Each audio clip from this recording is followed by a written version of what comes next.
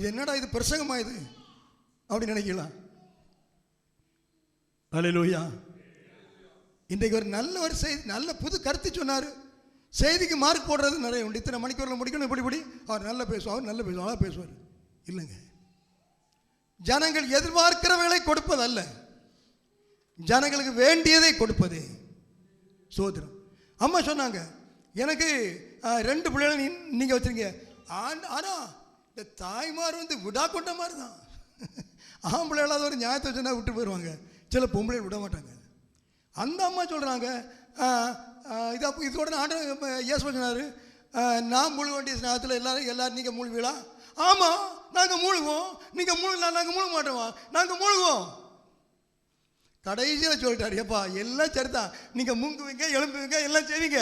ஆனால் இந்த பிரச்சனை என் பிரச்சனை இல்லை, இது கடவுளுடைய ஆண்டோடைய பிரச்சனை, எனக்கு இது செய்ய முடியாது, நீ போயிட்டு போமான்னு சொல்லிட்டார். பார்த்தீங்களா? அந்தாலும் அந்த அம்மா உள்ளத்தில் இருக்கும், என் பிள்ளை தான் இருக்கணும், என் பிள்ளை தான் இருக்கணும், வேற யாரும் இருக்க இருக்கும். எனக்கு தான் என் பிள்ளை, அவருக்கு எல்லாரும் அவர் பிள்ளைங்க தாங்க. எனக்கு என் பிள்ளை, ஆனால் அவருக்கு இங்க இருக்கிற எல்லாருமே அவர் பிள்ளைகள். அல்லேலூயா. அப்போ நான் ஏன் இப்படி பேசுறேன்? நான் அவர் பிள்ளை என்பதை நான் அறியாதிருக்கிறேன், அதனால தான் அப்படி பேசுறேன். புரியுதா உங்களுக்கு?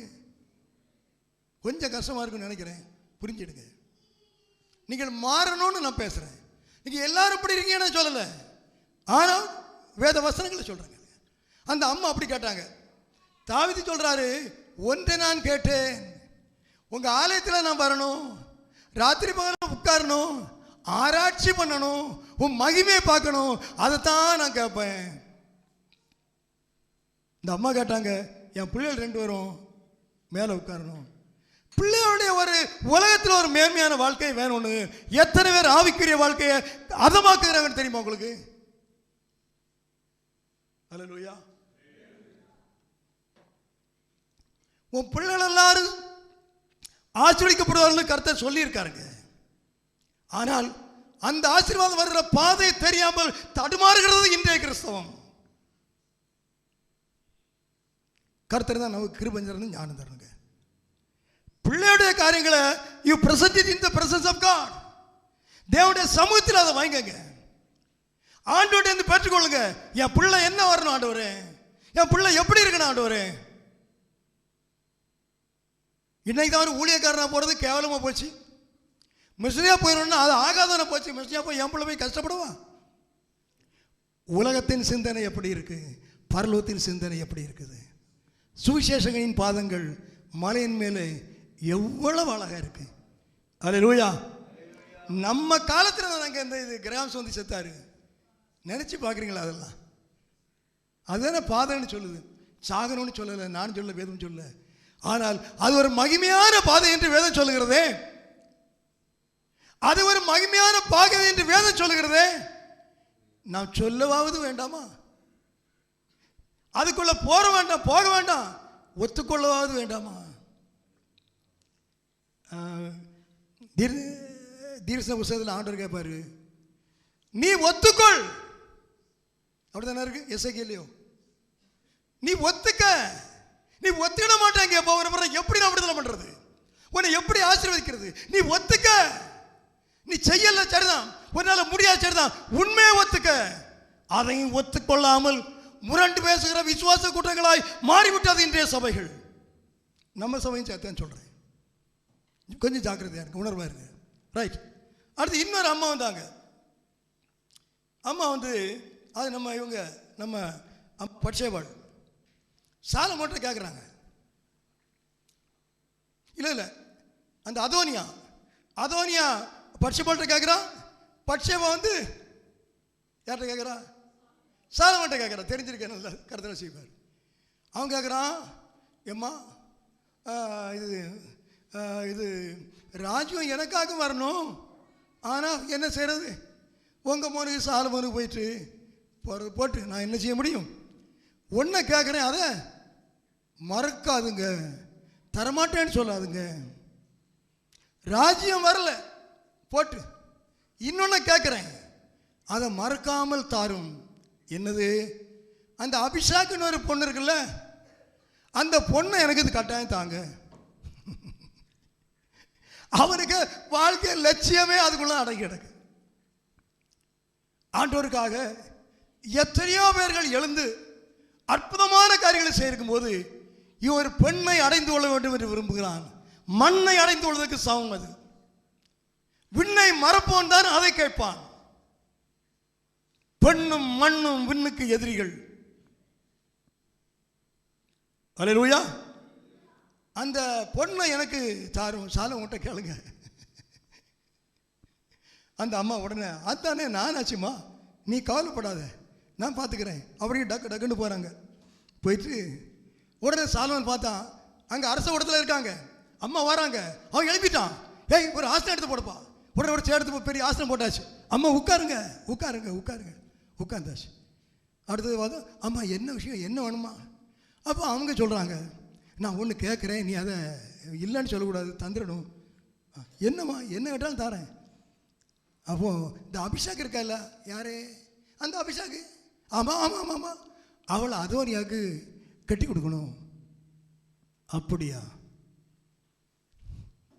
சரிதான். உடனே இராணுவ தலைவர்கிட்ட சொன்னான். அவன் போனான், அதோனியாவை பார்த்தான், ஒரே வெட்டு. புரியுதா?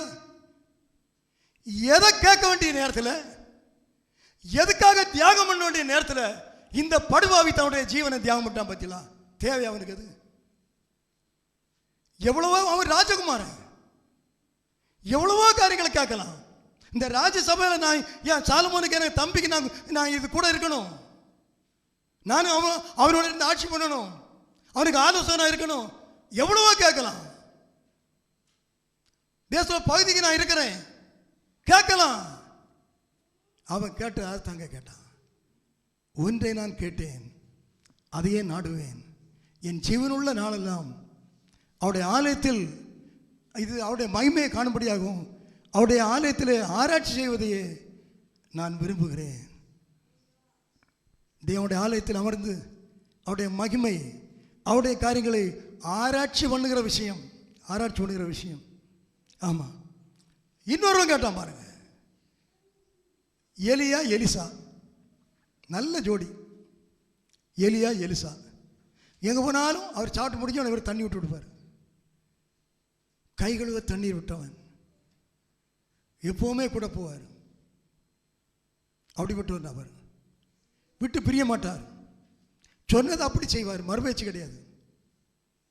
வீட்டையும் ஏறையும் விட்டுட்டு வந்தவர், கூப்பிட்டோன்னு ஓடி வந்தவர். சிலவங்க கூப்பிட்டா காரணம் சொல்லுவாங்க, சிலவங்க கூப்பிட்டு அவங்களுக்கு தேவையாக இருந்தால் பிரியமாக இருந்தால் போங்க, எல்லாம் போக மாட்டாங்க. ஆண்டவர் கூப்பிட்டா 100க்கு 100 பிரியம் இல்லாட்டாலும் போகணும். அதுதான் கூப்பிடுதலுக்கு அடையாளம், அதுதான் கீழ்ப்படுதலுக்கு அடையாளம். இல்லைன்னா இல்லை.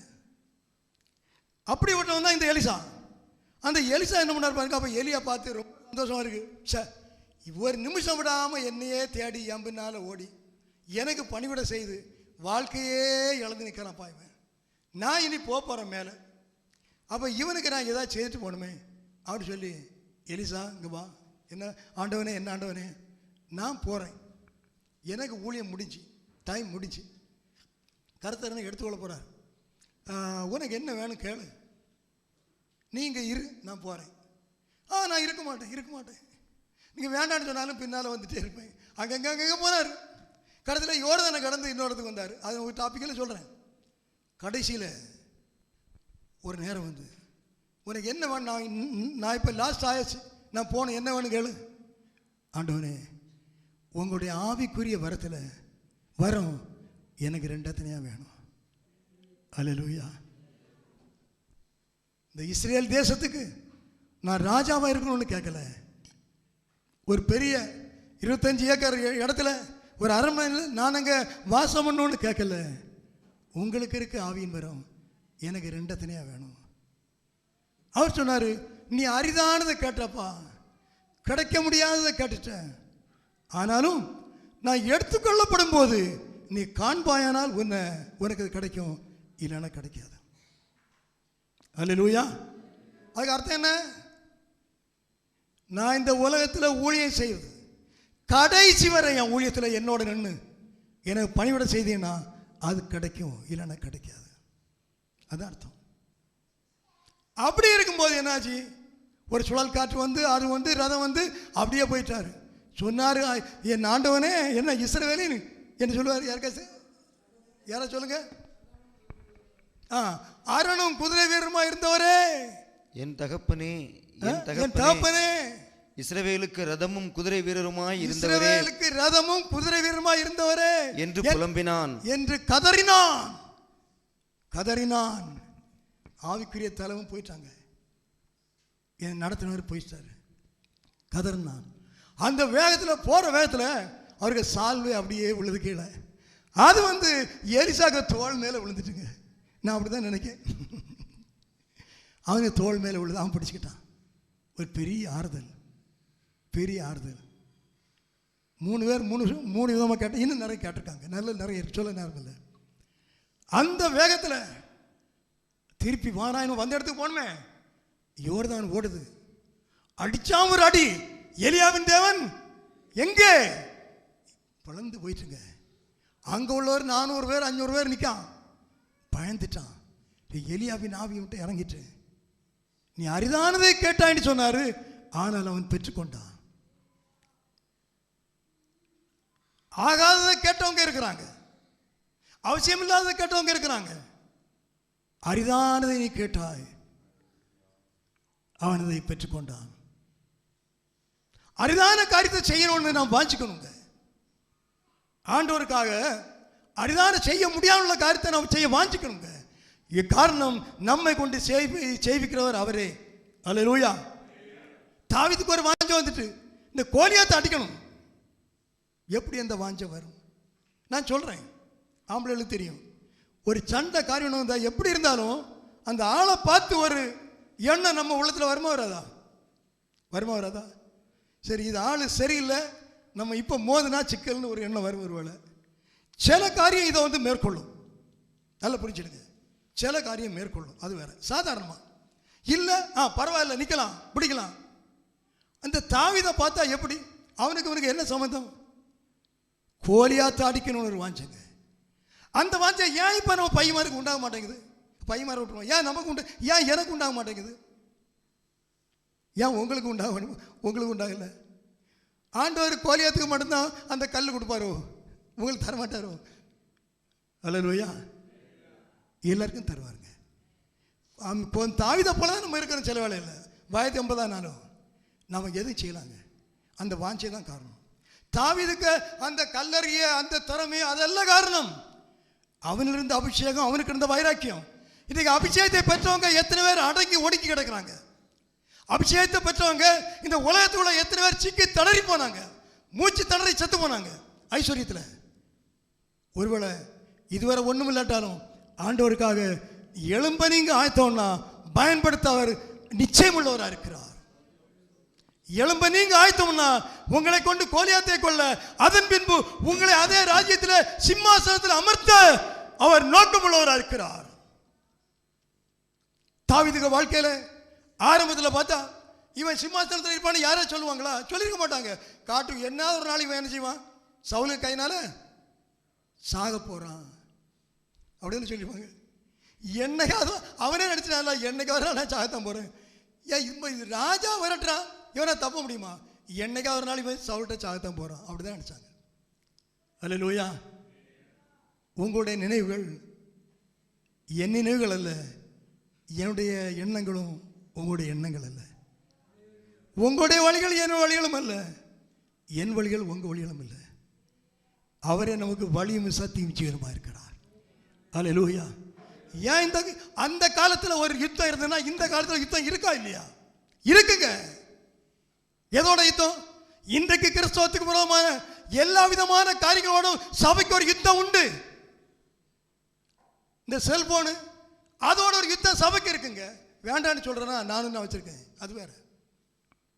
அதுக்கு அடிமையா போறது, அதுக்கு விரோதமா ஜெபிக்கிற யுத்தம் யுத்தம் இருக்கு. உலக கலாச்சாரம் அதுக்கு எதிராக யுத்தம் பண்ணுகிற ஒரு யுத்தம் சபைக்கு இருக்கா இல்லையா? நாகரிகம், செத்த நாகரிகம், உலக நாகரிகம், அதற்காக யுத்தம் பண்ணுகிற ஒரு கடமை இன்றைய சபைக்கு இருக்கா இல்லையா? தெரிந்தும் கண்ணை மூடிக்கொள்ளுகிற ஒரு ஆவிக்குரிய கூட்டு மடமை, அதற்காக யுத்தம் பண்ணுகிற ஒரு கடமையும் கட்டாயமும் இன்றைய சபைக்கு இருக்குதா இல்லையா? அல்லேலூயா.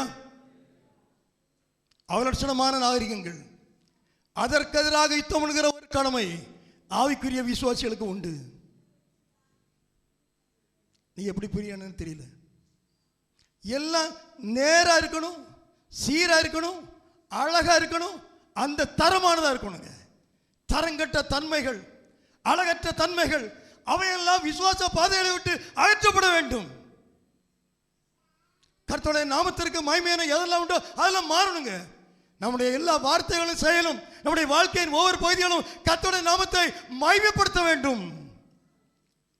அல்லேலூயா, அல்லேலூயா. ஆவே ரெண்டத்தினையா எனக்கு தாரும், எனக்கு அது வேணும் அப்படின்னு கேட்டாருங்க. ஸ்தோத்திரம். அடுத்து கேட்டாரு, தாவீது கேட்ட இன்னொன்று என்ன? அதில் என்ன இருக்கு? 27 சங்கீதத்தில், நான் கர்த்தருடைய மகிமையை பார்க்கும்படியாகவும், மகிமையை பார்க்கணும். இப்போ மகிமை பார்க்கணும் எதை கேட்டார் நமக்கு என்ன தெரியுது? உங்களுக்கே ஒரு எண்ணம் உண்டாகலாம். ஆனால் நேரடியான ஒரு போர்ஷன் இருக்கு யாத்திராமத்தில். யாத்திரா 33 அதிகாரத்தில் 18 வசனம் வாசிங்க. அப்பொழுது அவன், மோசே, உம்முடைய மகிமையை என்னை காண்பித்தருளும் என்றான். மகிமையை நான் பார்க்கணும்ப்பா, உம்முடைய மகிமையை நான் பார்க்கணும்.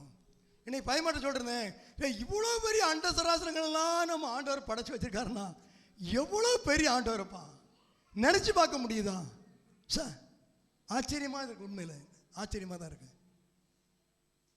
மோசே கேட்கிறாரு, மோசே நம்மோட எவ்வளோ ஞானம் உள்ளவர், அவர் கேட்குறாரு உம்முடைய மகிமையை நான் பார்க்க வேணும் அப்படின்னு ஒரு கேள்வி கேட்டார். அப்போ அந்த மகிமையை பார்க்கணும் அப்படின்னு இது கேட்டதுக்கு அவர் அங்கே மகிமையை காண்பித்தரணும் அப்படின்னு சொல்கிறார். அப்போ அதுக்கு அவர் சொல்கிறாரு, அதற்கு அவர் என்னுடைய தயை எல்லாம் நான் உனக்கு முன்பாக கடந்து போக பண்ணி கர்த்தருடைய நாமத்தை உனக்கு முன்பாக கூறுவேன். எவன் மேல் கிருபையாக இருக்க சித்தமாக இருப்பேனோ அவன் மேல் கிருபையாக இருப்பேன். எவன் மேல் இரக்கமாக இருக்க சித்தமாக இருப்பேனோ அவன் மேல் இரக்கமாக இருப்பேன் என்று சொல்லி இது மோசேக்கு சொன்னது. அல்லேலூயா. இதை கொஞ்சம் நல்ல ஆழமாக விளக்கலாம், நேரம் இல்லை. சரி இருக்கட்டும். நீ என் முகத்தை காண மாட்டாய், ஒரு மனுஷன் என்னை கண்டு உயிரோடு இருக்கக்கூடாது என்றார். பின்னும் கர்த்தர், இதோ என்னண்டையில் ஒரு இடம் உண்டு, நீ அங்கே கன்மலையில் நில்லு.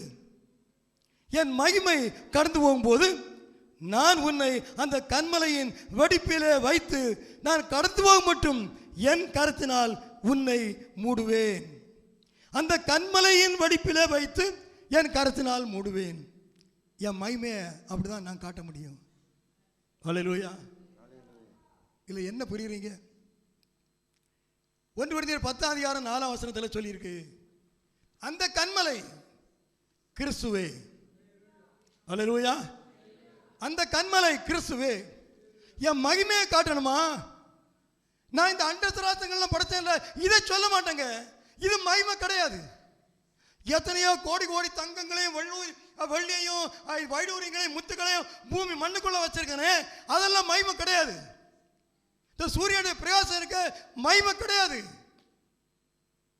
என் மகிமையை காட்டணும்னா நீ கன்மலையின் வெடிப்புக்குள்ள நீர் என் கரத்தினாலும் என்னை மறைப்பேன், நான் கடந்து. அதுதான் என் மகிமை. கன்மலையின் வெடிப்பில் உன்னை மறைக்கிறேன் இல்லை, அதுதான் என் மகிமை. இயேசு கிறிஸ்து சிலுவையிலே மரித்து தேவனை மகிமைப்படுத்தினார். நான் மகிமைப்படுத்துறேன்னு சொன்னாரு, மகிமைப்படுத்துவேன், இன்னும் மகிமைப்படுத்துவேன்.